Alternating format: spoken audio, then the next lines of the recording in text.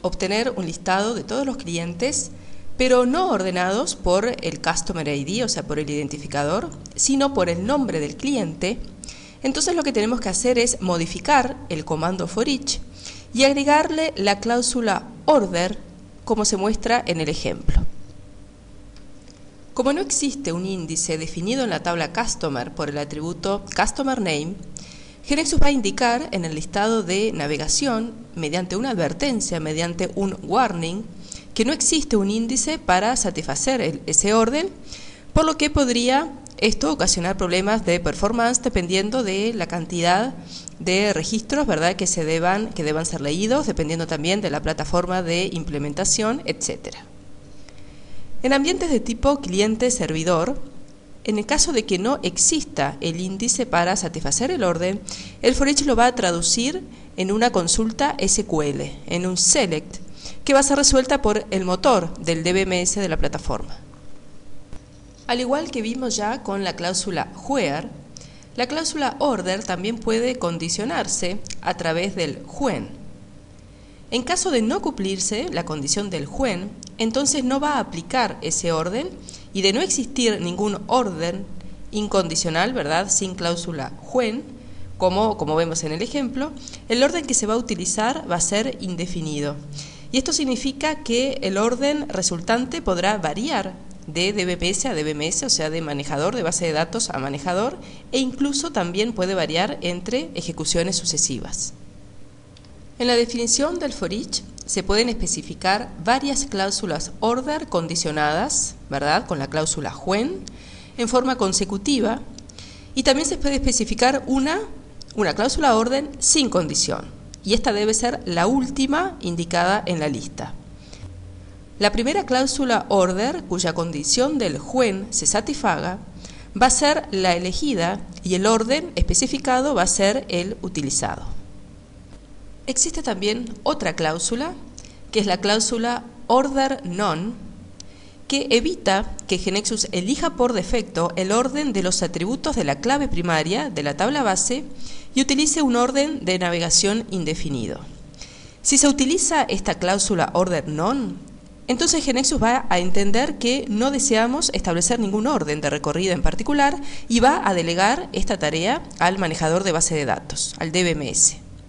Además, es importante tener claro que la cláusula order none admite condición, o sea que podemos especificar una cláusula order none condicionada con una cláusula when.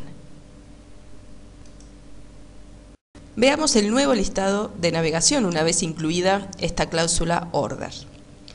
Cuando no existe un índice que satisfaga el orden de un for each, como es el caso, ¿verdad?, de nuestro ejemplo, el analista GeneXus va a poder resolver si crea este índice, o sea, si crea un índice de usuario.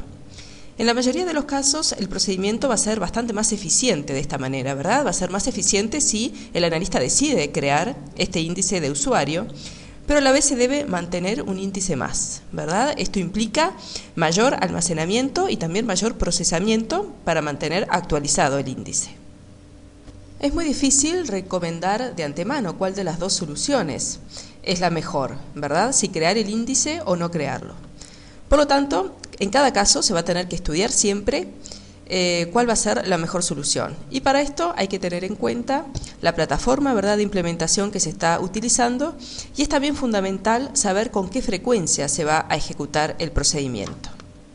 De cualquier manera, si al comienzo no se define el índice, pero luego se decide hacerlo, va a alcanzar solamente con regenerar este procedimiento sin modificar nada más, y el índice entonces va a pasar a ser utilizado.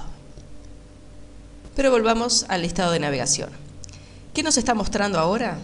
Bueno, sigue mostrando que la tabla base del for each es Customer, que se va a recorrer ordenada por Customer Name, que no existe un índice definido, ¿verdad?, por este atributo, que se va a recorrer toda la tabla Customer, ¿verdad?, con el orden indicado, que no existen, ¿verdad?, condiciones de filtro, por lo que para todos los registros de la tabla se van a ejecutar los comandos que están definidos dentro del for each.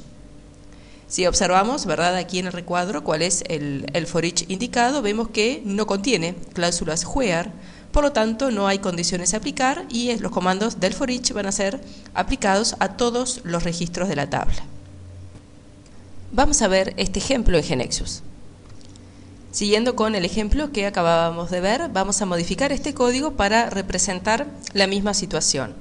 O sea que eliminamos esta cláusula where y vamos a mostrar ahora todos los clientes, pero ordenados por customer name. O sea, for each order Ctrl Shift A customer name.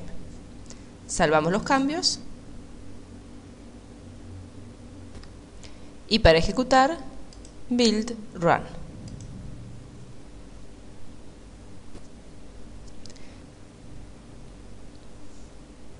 Obtenemos el mismo listado inicial, ¿verdad?, de todos los clientes que están en nuestra tabla customer, pero ordenados por nombre.